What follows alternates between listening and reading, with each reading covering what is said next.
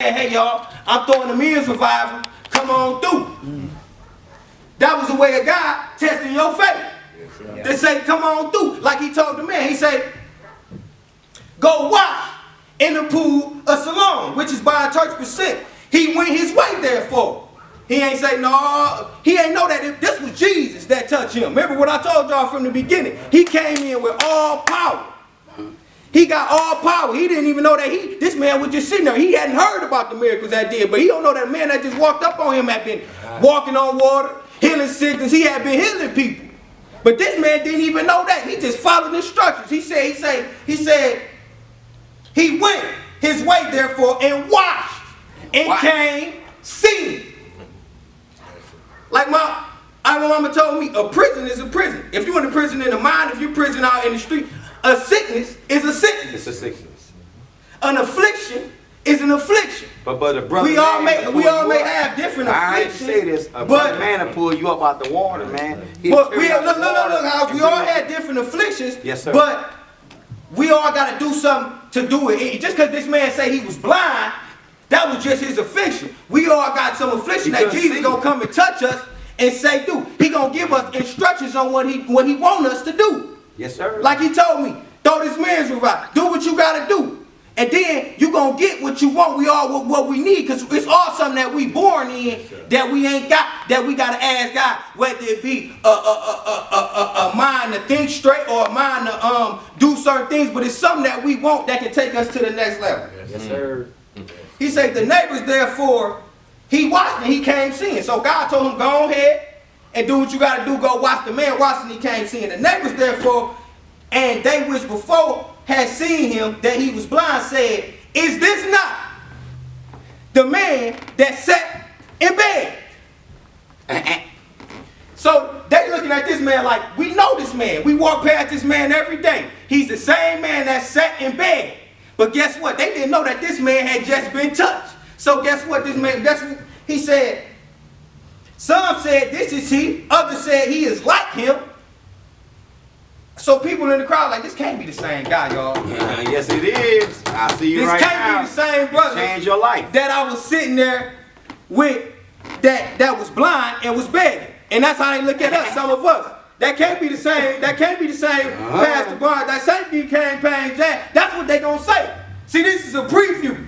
This is a rhema word. This was gonna go down. He said, this can't be the man. And the name of my message today, y'all, is I am the man. My brother. Amen. He said, the neighbors therefore, and they which before had seen him that was blind said, is this not he that had sat in bed? Some said this see, others said he is like him, but he said, I am the man. Yes, what I'm saying is today, God changed my life. God came into my life. Did it too. And they can say, if somebody walk through these doors right now, I probably will walk through these doors. That's not the same brother that was doing all this, running the streets, the drugs, you know what I'm saying? Some will come in and say, they see the pictures, they see me preaching. Some will come in and say, that's him right there, y'all. I know that's him. My brother. I know that's Minister. The others will say, no, that can't be him. No, that can't be him. But the man came in and said, I am the man. And I want to come here to say, and we all should be saying, because God done brought us out of something. If we've been sitting here in something, I am the man. We got to represent it. If God, like when we stood up and gave our testimony, we are the man. Like you say, you gonna say we the same thing. So, amen. Therefore, they said unto them, how will thine eyes open? You seeing it? He answered and said, a man that is called Jesus made clay and anointed my eyes and said unto me, go to the pool of Siloam and wash. And I went and washed and received sight. That's what I tell. How did I? People ask me questions today. How did you get into the ministry? And I tell them, a man named Jesus. It wasn't the same way, but a man named Jesus washed my eyes with clay. And now I can see. He woke you up. I gotta represent. I can't lie and say it was somebody else. Stuff. No. I can't say it was John, Jack, and Jill when it was nobody but Jesus. Yes, sir. Hallelujah. It's one name. Go, brother. By which Preach, man brother. should be saved. Preach, And what brother. the representation of earth. And that is the man named Jesus. So this man came through and he was like, think about what this man was thinking. He was blind. The man ain't even introduced himself. He just said, come here, man. Go wash. Yeah. But he had to know this Jesus coming around. This Jesus, man, he came around. I know. And he knew the herd of it. So guess what? When he came back, he said, I went and watched and received thy sight. They said unto him, where is he? He said, I know not. They brought him to the Pharisees, him that aforetime was black. They brought him to the Pharisees, the people of the government at that time. So Jesus gonna come in, y'all, as God, Christly people. We gonna do things that outside the realm, that the president, that the government will look up and say, how did he do that? Let's come see. They gonna want to investigate. Yes, they want to investigate you. They want to know what you're doing and all. And there we go. He said it was the Sabbath day when Jesus made the clay and opened his eyes. Then again, the Pharisees also asked him how. He said, then again, they already asked him. Now they like that as if that wasn't enough. As if it's a man blind, born blind, and another man come fix his sight, as if that man gonna lie. You did it to me. Fix his eyesight. I know if I was blind for a long time, somebody came and fixed my eyesight, I wouldn't be telling no lie on who fixed it. That's right. I'm going to get a credit where the credit is due. Yes, sir. And it was the man named Jesus. And it was Jesus that fixed me, that took me out the streets. Got me up here preaching this word. Got us up here helping some young brothers that need to hear it. Ain't no telling who else going to hear what's going to sprinkle, what's going to form from this occasion right here. And he said, he keep up not the Sabbath day. See, the Sabbath day was made when God brought his people out of Israel. He set a law for his people to come, which was the Israelites. Told them, don't work on the Sabbath day. Don't do nothing on the Sabbath day. But when Jesus came through, that's how some people do. They want to play all churchy. They want to get against us. They want to say, well, he doing that. And he going against the Sabbath day. Exactly. But at the end of the day, it's not about the heart. That's how you know those people heart ain't here. This man just healed the man that was blind. Right. Crippled. And you worried about what day he did it on. That was God in his, like I said, his manifold wisdom. Jesus came to show us something.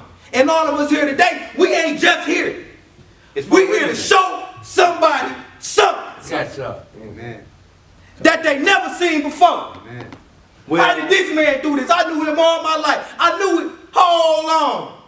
God said, you don't know me. Yeah, I made that law, but you're not paying attention to what I said. The first thing I said was love thy God. That's the first commandment. Then love each other. But these people was worried about the Sabbath. So when we doing God work, when you doing God work, that's how the devil try to start. He try to drop the good work. But the Bible say try the spirit by the spirit. Them people's spirit was not into this man being. They ain't thought nothing about this man.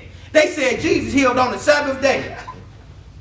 Pray with me for a second. He said, others said, how can a man that is a sinner do such miracles? And there was a division among him. Yes. How can a man that was a sinner do such miracles? How can a man that was in the streets doing plenty of things come in and preach the word of God? That's a blessing. I know he was a sinner, but Jesus had to teach these people. He said it was a division among him, like with us, like with me. It's a division among them. Some of them say it's a good thing he preached. Some of them say how? How he do it? Is this man a sinner? But he can preach. Oh, I'm a little brother. So he said that feet. He said, they say unto the blind man again, what sayest thou to them that he opened thine eyes? He said, he is a prophet. But the Jews did not believe concerning him that he had been blind and received his sight, until they called his parents that had received it. They called the parents of him that has received his sight. That's why maybe the Lord brought my father in today. Y'all can ask him. Hey, Father. Right now. Love you, sir. Ask him. They can sit down with him when the news crews come by, when they see what's going down. Asking them and say, sir, Minister, Father, Minister, we heard what's going on. How was this man? That's your son. How was this born? How was this happen? And we were sinners. And he was a sinner. He was born blind. And they asked him saying, is this your son? I've been through it. Who ye say was born blind? Is this your son? He said, but by what means he now sees? We know not. Or who had opened his eyes? We know not. I know. he is of age. Ask him. He shall speak for himself. What you say? Let him speak. Let him say who has saved. The Bible say, let the redeemed of the Lord say so. We got to say so ourselves. Our mom and daddy did what they did, but sometimes we got to step out and say, like you say, OJ, who was with you when you was going through what you did? Yeah, you say your mother felt depressed, but it was you that was in that same situation. So what happened?